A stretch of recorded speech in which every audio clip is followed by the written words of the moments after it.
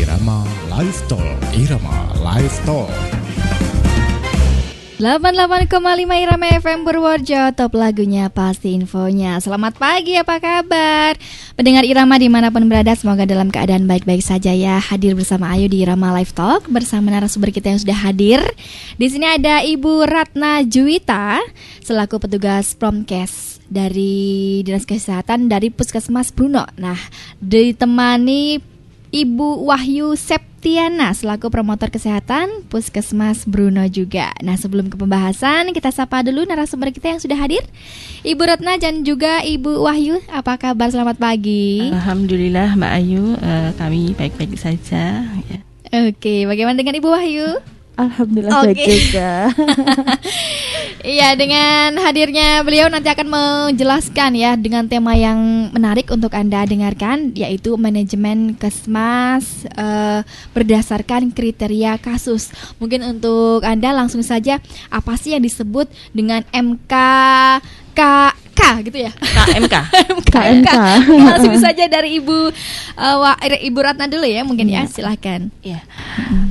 Jadi gini Mbak, di musim pandemi COVID atau COVID-19 atau yang akrab kita kenal dengan Corona itu, pemerintah kesehatan itu membuat satu keputusan ya dari Kementerian Kesehatan. KMK itu singkatan keputusan Menteri Kesehatan yang terbaru untuk Corona ini nomor 413. Jadi ada muncul pengertian baru terkait COVID-19 semenjak pandemi COVID ini dihentikan oleh bagian bencana ya Mbak ya. Iya. Gitu.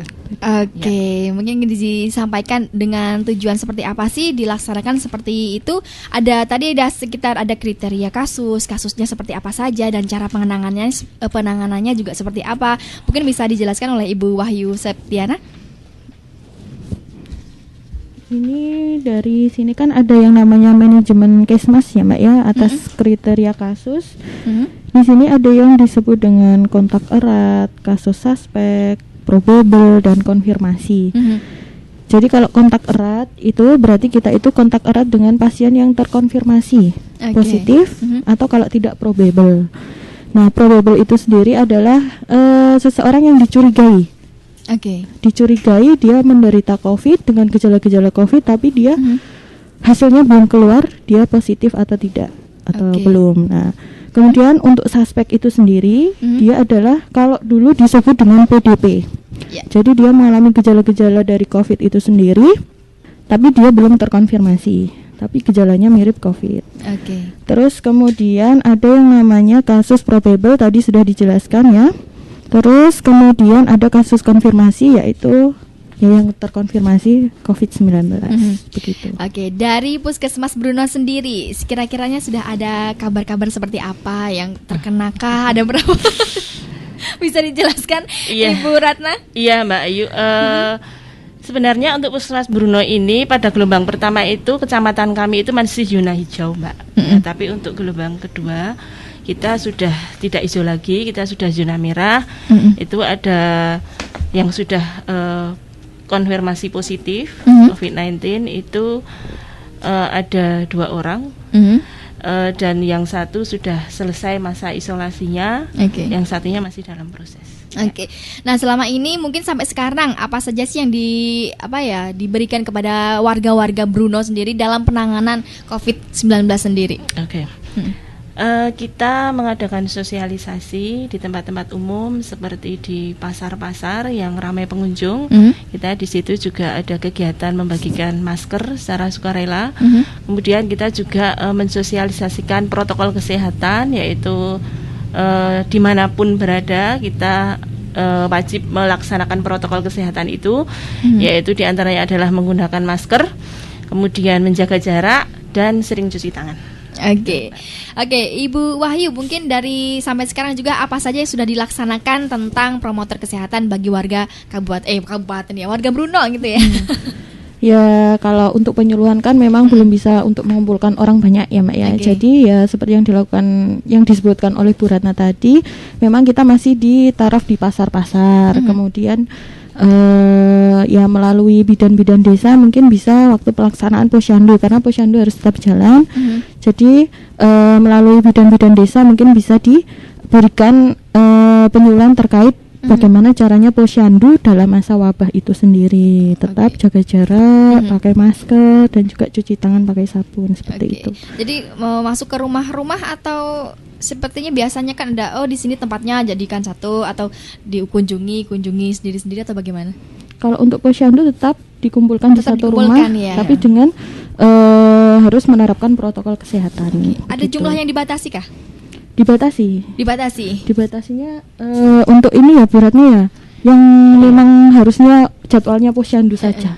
Misalkan jam-jamnya, jam segini nanti berapa orang, jam segini. Ada yang menerapkannya itu dengan ini Mbak, dengan kriteria umur. Jadi umur sekian sampai sekian diharapkan datang jam sekian. Balita usia sekian sampai sekian jam sekian. Jadi untuk meminimalisir perkumpulannya itu. Puskesmas Bruna mungkin ada sedikit ada inovasi-inovasi barukah tentang penanganan COVID-19 yang memang gebrakan tersendiri beda dari yang lain mungkin? Setidaknya kami saat ini di puskesmas kami masih melakukan screening screening atau assessment, di mana di situ setiap pengunjung rawat jalan maupun penunggu kita lakukan screening ukur suhu, kemudian kita lakukan anamnesa adakah keluhan batuk pilek. Dimana kalau ada keluhan batuk pilek kita menyediakan ruang tersendiri, ruang ISPA namanya. Jadi pasien tidak boleh menunggu jadi satu dengan pengunjung yang lain yang tidak ada gejala batuk pilek.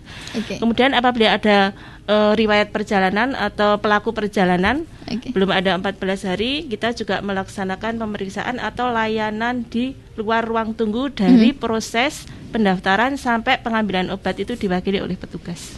Kita beralih ke KMK yang tadi keputusan Menteri Kesehatan. Mungkin dari tujuan juga fungsinya mungkin ingin dijelaskan kepada pendengar di rumah. Ya, karena memang kita sudah tidak ada di gawat darurat corona, tapi pada kenyataannya Mbak Ayu, COVID-19 itu masih banyak kasusnya, sehingga kita juga harus merubah dari Menteri Kesehatan, merubah pengertian tertentu terkait ini COVID-19, sehingga itu nanti harapannya dari masyarakat itu juga bisa mengenal istilah-istilah baru ini yang tadi disebutkan oleh Mbak Wahyu Septiana, dan gimana cara melakukannya dan mengidentifikasi harus bagaimana. Itu harapan dari tidaknya KMK 413. Menurut Ibu Wahyu seperti apa KMK tersebut? KMK ini sebagai pegangan untuk kita, Mbak, gitu. Jadi sekarang ini KMK-nya itu lebih open ya, lebih terbuka lebih terbuka lagi. Jadi sekarang itu kalau dulu ada istilah yang namanya ODP, PDP, hanya pergantian OTG.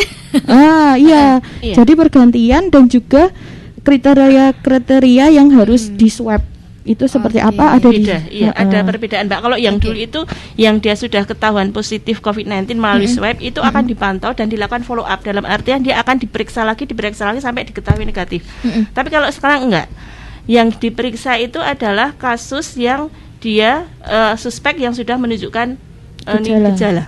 Itu baru direkomendasikan untuk periksa swab. Tapi kalau dia OTG, seorang OTG ada riwayat kontak tapi dia tidak ada gejala, itu dia tidak dilakukan PCR atau swab. Itu bedanya yang dulu sama yang sekarang. Mungkin bisa dijelaskan lebih detail lagi kepada pendengar yang dulu sampai sekarang itu. Nah, yang sekarang ini tuh seperti apa sih detailnya gitu?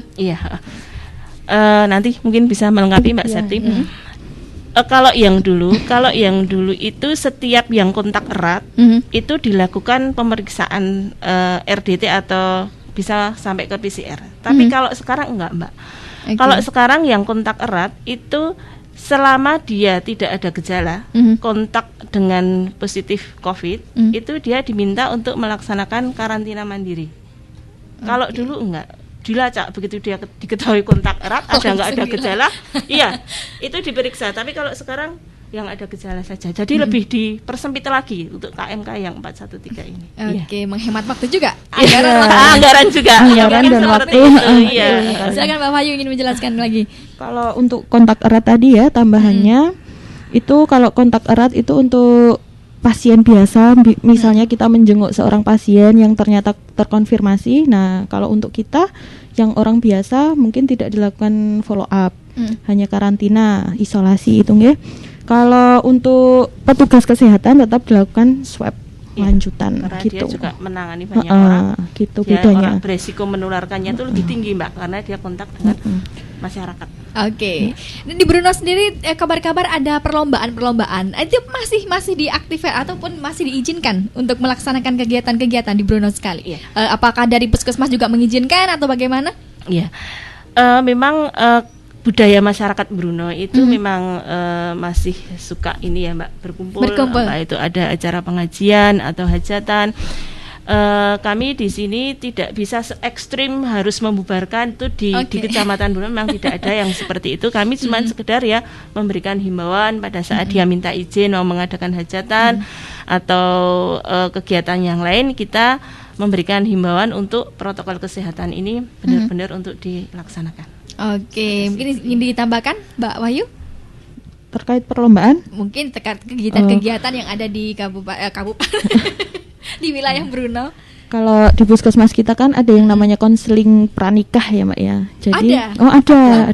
Nah, dari situ kita bisa menghimbau dari calon pengantin kedua belah pihak itu untuk melaksanakan protokol-protokol ketika hajatan. Kalau kita untuk menunda tanggalnya kan tidak mungkin, atau untuk se-ekstrim jangan dilakukan resepsi karena itu kan sudah direncanakan jauh-jauh hari kan, Mbak. Nah, itu mungkin kita di situ bisa menghimbau secara personal dari kita langsung ke yang punya hajatan itu untuk tetap menerapkan protokol kesehatan gitu. Oke, jadi ada semacam perbedaan juga ya.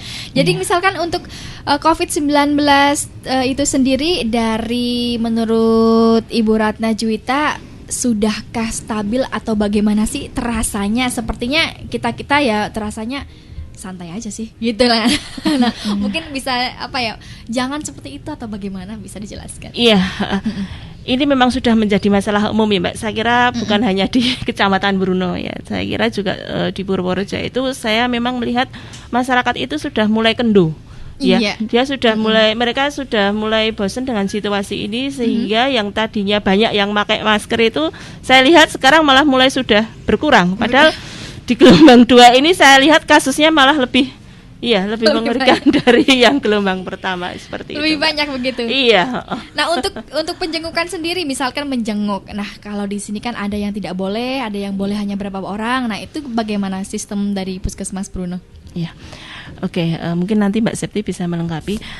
Kita memberikan himbauan misal kita tempel di pintu masuk IGD atau di mana tempat-tempat di lokasi puskesmas yang mudah dibaca sama orang, mungkin di tempat parkir, di mana di situ diberitahukan bahwa pasien tidak boleh dikunjungi dan minimal ditunggui oleh 2 orang. Seperti itu. Kita juga mensosialisasikan di pertemuan mini lokakarya lintas sektoral. Kita beritahukan kepada pemangku otoritas di level Kecamatan Bruno. Kita beritahukan bahwa meskipun pandemi corona ini belum berakhir, tapi karena pada kenyataannya ini dulu yang Bruno itu zonanya hijau, sekarang masih merah. Dengan kondisi yang seperti itu, Kepala Puskesmas membuat satu kebijakan bahwa untuk jam kunjung ini masih belum bisa dibuka secara bebas seperti kondisi sebelumnya. Oke, ingin ditambahkan, Bu Wahyu? Ya, untuk penunggu kan maksimal 2 orang ya, Mbak ya. Jadi itu penunggu itu kalau di Puskesmas kami setiap pagi itu harus diukur suhunya, di screening dia itu ada gejala ISPA atau tidak. Kalau memang ISPA harus bergantian dengan orang yang sehat gitu. Oke. Nah, menurut Ibu Ratna tentang COVID-19 ini sudah sebenarnya itu efektif tidak sih hanya dengan masker saja ataupun hanya ditembakin panasnya aja atau bagaimana?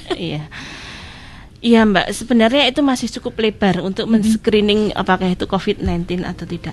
Tapi setidaknya itu adalah salah satu cara yang menurut kami itu paling sederhana yang bisa dilakukan di semua level. Bahkan di tingkat desa itu pun masih bisa. Sebenarnya itu kurang spesifik, tapi setidaknya Mbak Ayu, setidaknya itu menjadi penjaring, walaupun itu bukan harus langsung itu enggak. Setidaknya itu untuk kehati-hatian. Iya. Oke. hampir ke penghujung acara ini 5 menit lagi ya. Dan silakan untuk Ibu Ratna dan juga Ibu Wahyu memberikan apa lagi yang ingin disampaikan yang tadi belum disampaikan. Iya, oke. Saya ikut menghimbau untuk masyarakat Bruno khususnya dan untuk masyarakat Purworejo, tolong ketika terkait COVID-19 ini, Anda mungkin bermasalah dengan ini, tolong jawab dengan jujur. Pertanyaan dari tenaga kesehatan ya, karena ini nanti kaitannya juga terutama yang itu pengunjung dan yang dia positif, pasti kan akan dilakukan pelacakan ya. Itu atau tracing itu harapannya tolong jawab dengan jujur pertanyaan dari petugas, karena ini nanti menyangkut pemotongan rantai COVID-19 itu sendiri. Iya, betul sekali. Kemudian untuk yang berikutnya, patuhi protokol kesehatan, karena walaupun kita sudah bosan tapi nyatanya COVID-19 ini masih ada di antara kita, Mbak Ayu. Sehingga 3M itu ya, masker, cuci tangan pakai sabun, kemudian jaga jarak ini benar-benar untuk diterapkan dimanapun kita berada. Oke, silakan Mbak Wahyu untuk menambahkan. Mungkin ada yang masih malu. Benar sekali. Terkait pemeriksaan atau apalagi swab, gimana hasilnya? Aduh malu. Gimananya? Aduh malu. Mungkin bisa dijelaskan untuk memberikan himbauan juga kepada pendengar. Ya, kalau himbauan dari saya itu selalu mengingatkan bahwa kita itu masih di masa wabah pandemi COVID-19. Jadi kalau jenengan ini ya, para pendengar, kalau melihat data mungkin sudah bosan ya yang namanya melihat data, tapi kita selalu update itu ya, sekarang itu angka baru setiap harinya itu naiknya itu 2.000 ke atas sudah. Kalau dulu itu masih ratusan, sekarang itu 2.000. Jadi masyarakat itu harus tetap sadar kalau kita itu masih di masa pandemi. Jadi harus benar-benar menerapkan protokol kesehatan. Jadi kita itu harus menerapkan kebiasaan adaptasi baru. Bukan sudah berarti bumi itu sudah normal, itu tidak. Tapi kita itu masih dalam masa wabah. Oke, terima kasih sekali untuk dari Ibu Ratna Juwita dan juga Ibu Wahyu Septiana selaku petugas Promkes Puskesmas Bruno dan juga promotor kesehatan Puskesmas Bruno yang sudah menyampaikan. Yang disampaikan adalah dengan tema KMK ya, keputusan Menteri Kesehatan ya, mungkin yang dijelaskan. Dan terima kasih, mungkin ingin memberikan pesan-kesan kepada pendengar Irama FM sebagai closing statement hari ini. Iya. Gini aja Mbak Ayu, penyakit datang ke kita itu tidak lepas dari perilaku kita. Jadi nggak akan jauh-jauh dari perilaku kita. Jadi gimana caranya kita berperilaku sesehat mungkin untuk meminimalisir penyakit itu datang ke kita. Ya, Oke, silakan Mbak Wahyu ingin menambahkan pesan-kesan? Mungkin sama aja. Iya, terima kasih sekali untuk Anda yang masih stay